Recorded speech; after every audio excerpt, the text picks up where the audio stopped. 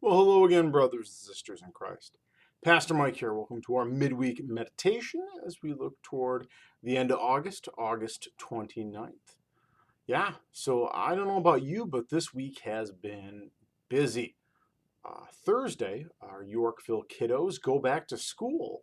And I tell you what, Monday and Tuesday were a little bit hectic with all the, well, pre-game stuff is maybe the best way to call it. Yeah, it's been wild, but Thursday, kids are back. It kind of always stuns me when it happens. Summer just started, and in many ways, all my kids just started kindergarten last year, but here we are. I got one who's a freshman. How did this happen? It's always an interesting time of year. So even as uh, it transitions, always a call to compassion, especially to the kids as they transition. They will be angsty. In a week, they will be tired and they will be worn out already because there will be so much put on them by others, be they expectations, be they this, that, and the other. And parents who are trying not to put things on the kids and their own anxieties and their own worries and their own stresses. It is always interesting, transitions, which is the first thing that I think about. Transitions. Never forget, transitions, be they positive or negative, are always stressful. We always need to remember that. Graduation is a joyous event, but it can be stressful. Starting school up again, good. It is great that these kids are learning and progressing, but it can be stressful. Even sometimes as the seasons turn, those transitions can be stressful. And the best way to meet people who are experiencing stress, or if you're having stress, is compassion and grace. It's the nature of us. Human beings get stressed out about things. We're always built with a fight or flight reaction. And sometimes we don't know how to handle those situations. But God, in His infinite wisdom, has also given us the gift of love and compassion and grace, and sometimes the ability to pull back and say, hey, maybe people are just stressed about this thing. So that's just my call. Be gracious to each other and be gracious to yourself, especially if, I don't know, maybe you got a kiddo who's starting school for the very first time. Obviously, other people might say, well, Pastor, of course they'll survive it. Of course they'll be fine. Again, for those of us who have been on the other side, yes, we know. But again, everybody is on a journey, and being compassionate to those we walk with is never, never wasted. Which kind of leads me to another piece of the meditation. The first is, again, the call to compassion. But connected with school starting is our text for this Sunday. I know we did the back to school blessing with Tractor Sunday last Sunday. Thanks everybody that showed up. Thanks to everyone that helped with the potluck. It was a great Sunday. I just that Sunday always makes me just filled with joy. So thank you to everyone came out. Thank you to everyone participated, be it present or at home. Thank you very much. But with the kids starting school, we have a lot of texts, and I'm going to hopefully talk about maybe James and the gospel and talk about what religiosity is, because that's really what one of the themes is. What is religion? What is this? Religion is a dirty word often to many people. Oh, you religion? I'm spiritual. Well, sometimes that's just semantic right there. But the first lesson has a very interesting piece that I think is important as kids go back to school, and it's in Deuteronomy. Yes, good. Deuteronomy in the 4th chapter. It's talking about God saying, observe the laws, they are important. It begins with verse 1. So now, Israel, give heed to the statutes and ordinances that I am teaching you to observe, so that you may live to enter and occupy the land that the Lord, the God of your ancestors, is giving you. You must neither add anything to what I command or take away anything from it, but keep the commandments of the Lord your God, which I am charging you. And he goes on to talk about many of the laws, what's the point behind them.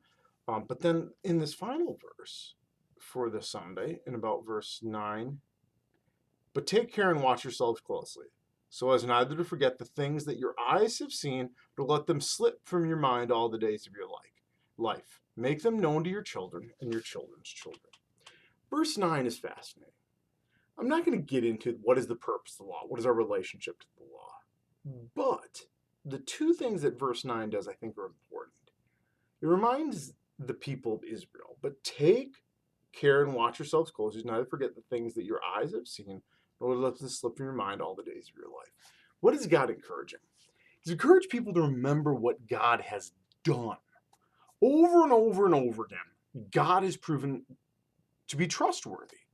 Through the cross, through the Red Sea, through all of the things then in between, even let's say creation to the second coming, God proves faithful. Period. Full stop. We need to keep that in our head. Even as I talk to confirmation students about the first commandment, we're to fear and love God. Part of the fear, love, and trust God above all things is to really make God our primary trust. We can trust God, period. And we should. And keeping that trust in front of us was what God was asking the Israelites to do. Look, even as you engage these laws, trust me, I know what I'm doing. I'm doing it for you guys. Even as God calls us through the Gospels, through our lessons, all of these things, to live, to follow a way, to be compassionate and all these things, sometimes we push back. We buck like a horse. And the issue, I think, is that we forget that we can trust him. Our reaction would be, I don't like this God. I don't think this is going to work. But this is not his first rodeo. He knows how these things work. And we can trust him.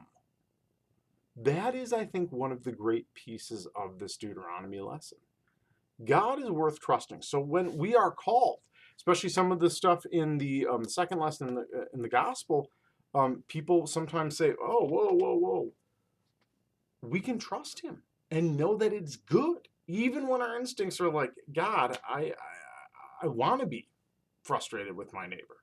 It's one of the pieces that comes up. How it's not fair as a Christian to get angry and aggressive with others about certain issues and a lot of issues. It's not cool. Compassion, peace, the ways of Christ. Look at the lessons. And again, if you don't like it, take it up with the guy who wrote it. I mean, that's always the funny thing about being a pastor. I mean, I could tell you what's in the book, and you get mad at me. I didn't write it. But the other piece is also with our back to school. Make them known to your children and your children's children.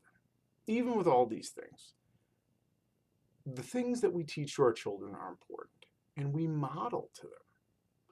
We need to help them stay grounded in what is important, in what is healthy, and what is right. Because as much as we expect our teachers or our pastors, parents are also in some ways teachers. And they teach not necessarily with their words, but with their actions and how they live. I know I'm, as an individual, always trying to be mindful of that. What am I modeling to my kids? Am I always successful? No. But we work on it to keep them grounded and healthy. And maybe that's the call for parents or grandparents, is to work on one's own health is important. Because in some ways, your work on your health will definitely increase and help your kids, your grandkids, maybe even your great-grandkids' health. I know that sounds wild, but it's amazing how some of these things are passed through the generations. Just some certain thoughts from Deuteronomy, from back to school and all those things. A lot going on there. Nothing perfect, but grist for the mill as you continue to head into your week. And maybe the final note is, as you're driving around, watch out for them yellow buses. Watch out for them tiny kids. It's been 3 months since you had to. Let's keep our kiddos safe. All right, blessings, brothers and sisters in Christ.